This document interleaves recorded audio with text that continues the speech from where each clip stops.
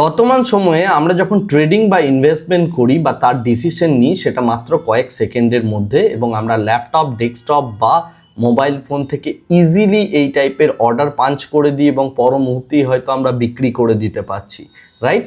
তো সুতরাং এই যে একটা ফাস্ট ফরওয়ার্ড বিষয়, অর্থাৎ শেয়ার বাজারের যে একটা মডার্নাইজড বিষয়, সেই বিষয়টা অ্যাকচুয়ালি এলো কিভাবে, বা এর যদি কাউকে রূপকার বলতে হয় তিনি হলেন অ্যাকচুয়ালি ডক্টর R.H. পাতিল।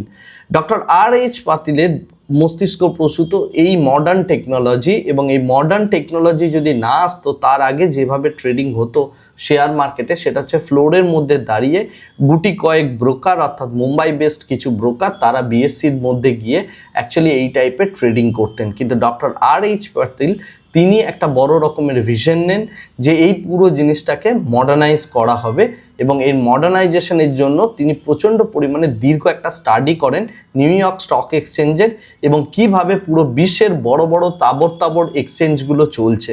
তিনি বিএসসির যে মিডিয়াম বা বিএসসি যেভাবে কাজ করতো সেটাকে কপি না করেই তিনি পুরো মডার্ন জামানার একটা যে সিস্টেম তৈরি করতে হবে সেই ভেবে তিনি জন্ম দিয়েছিলেন এনএসসিকে, এবং এনএসসি জন্ম দেওয়ার পরে পরে তিনি জন্ম দেন এনএসডিএল, এবং তারপরে তিনি কেয়ার রেটিং এজেন্সিও তৈরি করেন।